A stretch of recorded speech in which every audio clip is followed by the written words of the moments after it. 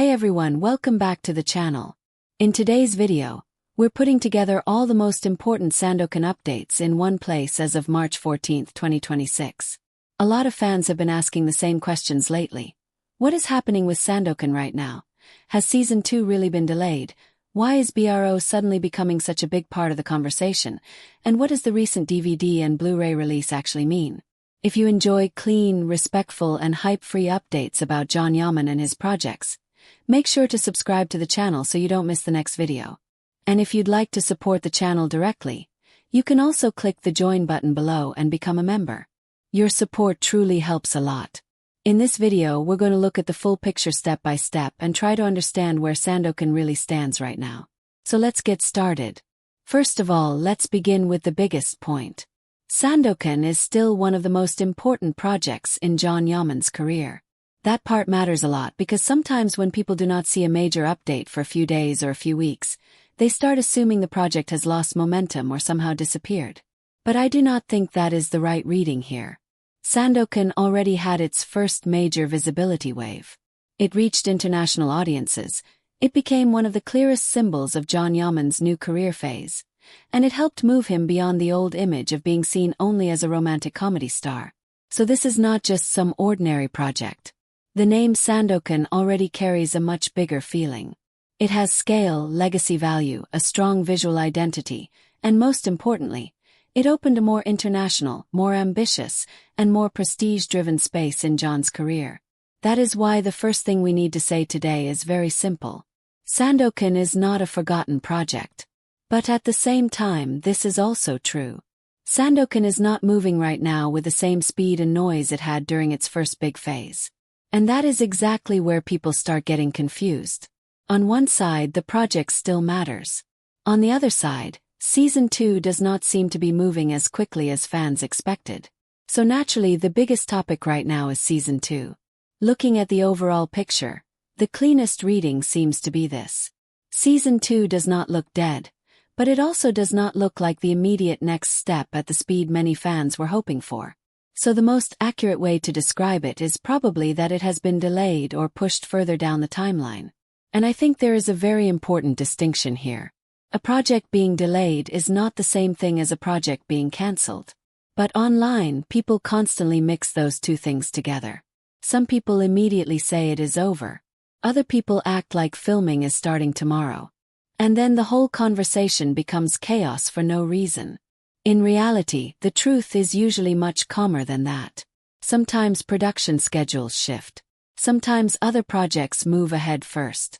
Sometimes a second season does not enter its next phase as fast as fans imagined. And sometimes a project is still considered valuable, so the people behind it do not want to rush it. What we seem to be seeing with Sandokan right now looks closer to that kind of situation. So no, this does not feel like a collapse. But it would also be too comfortable to pretend that everything is moving perfectly on schedule. What we seem to have right now is more of a waiting phase and a repositioning phase. And that is exactly where BRO enters the conversation. As soon as BRO started being mentioned more seriously, a lot of people began asking the same questions. Is BRO taking priority now? Has Sandokan been pushed to the side? Is John moving in a completely different direction? And honestly, I think the cleanest answer is this. The fact that BRO is being talked about more does not mean Sandokan is finished. In fact, when you look at it from a career strategy point of view, it can actually make a lot of sense. Because what does Sandokan represent? Prestige. A historical or epic feeling. A big brand kind of project. A more serious, event-level screen identity. And what might BRO represent? Probably a different tone. A more flexible space. Maybe something lighter, more modern, more rhythmic. In other words, a project that could highlight another side of John Yaman. And that matters. Because actors who want to build a long-term international career usually do not stay trapped inside just one format forever. They do not survive by repeating the same energy again and again. They keep range alive. They test new tones. They show they can move between different types of roles and different audience expectations.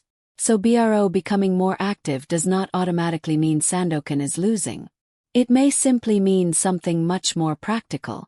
Sandokan remains the major prestige project, but BRO may be the project that can move more quickly in the short term. Those two things do not have to compete with each other. If anything, they can support each other. One project strengthens John's larger-than-life, internationally ambitious image. The other project can show flexibility, range, and openness to a different kind of format. And when you look at it that way, the situation actually makes more sense. Of course, there is also the emotional side for fans. Because Sandokan is the kind of project that creates big expectations. With a project like this, people want constant movement. They want posters, official signals, Season 2 momentum, set news, platform updates, something new all the time. But real careers do not always move that smoothly. Some projects explode loudly, then go quiet for a while, then come back stronger. Some projects need a longer gap before the next real step.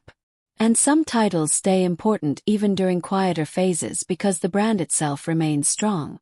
I think Sandokan is very much in that kind of phase right now. Now let's talk about one of the most concrete recent signals. The DVD and Blu-ray release. Some people see physical media news and immediately dismiss it. They think, what does that even matter in 2026? But actually, in the right context, it does matter. Because when a project is still being packaged, sold, preserved, and presented as something worth collecting, that says something. Especially for a project like Sandokan. Sandokan has never felt like random streaming content that appears in the algorithm for 2 weeks and then disappears forever. Feels bigger than that. It has a more iconic, more collectible, more brand-driven identity. So when a title like that gets a DVD and Blu-ray life, it can be read as a small but meaningful signal that the project still has value beyond its first release wave. Now again, we need to stay disciplined here. A DVD or Blu-ray release does not confirm Season 2. Does not give us a filming date.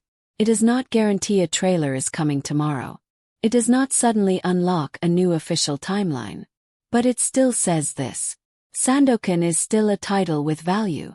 And in today's entertainment world, where many shows are consumed quickly and forgotten even faster, that is not a small thing. The fact that Sandokan is still being talked about, still being packaged, still being watched, and still making fans wonder what comes next tells you the project is very much alive as a brand. So now let's zoom out and ask the bigger question. What is the best way to describe Sandokan as of March 14, 2026? For me, the cleanest answer is this. Sandokan is not in a dead zone. It is in a transition zone. And that difference is very important. A dead zone is when a project loses serious visibility, disappears from meaningful conversation, stops generating real expectation, and slowly fades away. A transition zone is something else. The first big impact has already happened. The audience still cares. The title still has recognition. The main star is still visible. But the next major headline is not ready yet. That is exactly where Sandokan seems to be right now. And because of that, this is actually the moment when fan communities need to be the most careful. Because transition periods are when fake certainty spreads the fastest. People invent dates. Rumors get reposted like confirmed news. Speculation starts sounding official. Expectations rise for the wrong reasons. And then later, disappointment gets blamed on the project itself. We have seen that cycle many times before.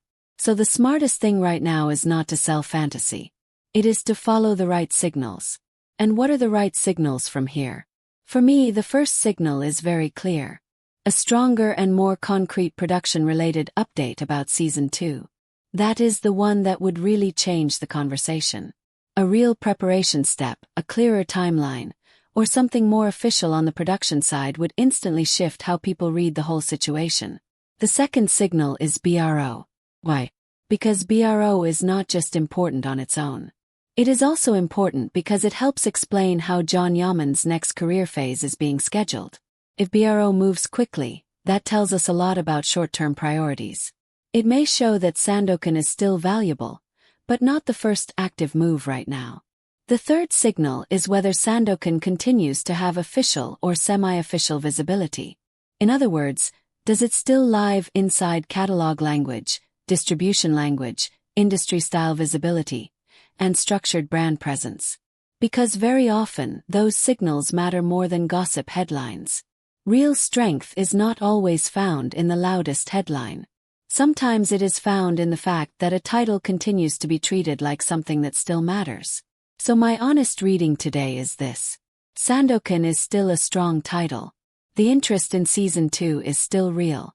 But the center of movement seems to have shifted for now. BRO is becoming the new active variable. And Sandokan is sitting in a waiting phase before its next major step.